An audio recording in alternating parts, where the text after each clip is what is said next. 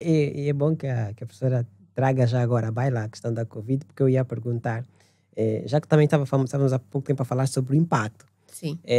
Então, quando olhamos, por exemplo, para hoje as discussões que se fazem a respeito do quanto há desinformação, eu gostaria também que a professora falasse se entende que essa desinformação também poderia ser, de facto, compreendida como, por exemplo, a proliferação de notícias falsas. Uhum. Então, entendemos que sobre, por exemplo, alguns cenários como os cenários políticos, podemos olhar alguns países aí próximos, a desinformação produz, por exemplo, uma radicalização das posições. Uhum. Em vez de, quer dizer, acaba se tornando, na verdade, o campo da disputa, da narrativa, um campo de disputa no verdadeiro sentido da palavra. Uhum. Sim. E como é que isso ocorre no campo da saúde? Há também posições que se radicalizam por conta da desinformação, por exemplo? Ah, sim, sem dúvida. Como isso acontece? A professora tem algum exemplo de como isso Sim, ocorre? eu estou a tentar agora me lembrar, mas acho que o mais recente que aconteceu é mesmo durante a Covid. Sim, sim. Durante a Covid, durante um bom tempo, as pessoas não acreditavam que o vírus existia. Sim. E em muitos países vizinhos, não digo que em Angola, porque eu acho que o governo angolano teve uma forma de combater a Covid de uma forma muito, muito bem estruturada. Isso eu tenho que parabenizar, porque realmente foi muito bem estruturada.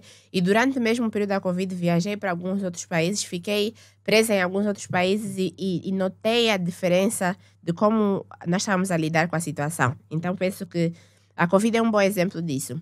E em muitos outros países, não só em regiões mais afastadas, mas até mesmo em centros urbanos, muitas pessoas não acreditavam que a Covid existia e houveram várias fake news a dizerem que era um vírus inventado em laboratório, que não existia, que não pegava pessoas que estavam em países tropicais, porque quem morava em países tropicais mais quentes não tinham Covid, só tinham nos países frios. E são fake news que se espalharam pelo mundo inteiro. Acho que até aqui nós ouvimos falar. E há muitas pessoas que acreditaram nisso, que realmente quem estava em países quentes, em países tropicais, não tinham Covid. E que aquilo era invenção. Então, isso foi um grande exemplo de uma fake news da área de saúde, que, claro, depois todo mundo se convenceu que realmente existiu, embora há muitas pessoas que até hoje acreditem que não existe, né? Que não existiu. Mas que pode ter sido qualquer outra coisa, mas não exatamente uma Covid, né?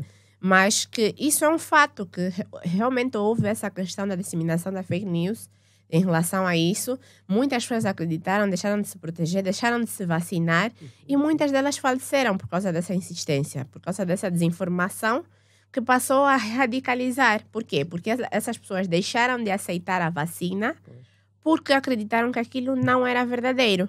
E isso foi um dos exemplos que mais chocou o mundo. Por quê? Nós tivemos um número crescente de pessoas que morreram, né? O número de mortes aumentaram, principalmente por pessoas não vacinadas que não acreditavam na doença. Então, isso foi um grande exemplo de radicalização. Fizeram movimentos contra a vacina para não serem vacinadas. Por quê? Porque Covid não existia. Então, isso é só um ponto. Não estou a dizer que todo mundo que foi contra a vacina era que pensava que a Covid não existia. Muitos não acreditavam na veracidade e até mesmo na qualidade e eficácia das vacinas, não é?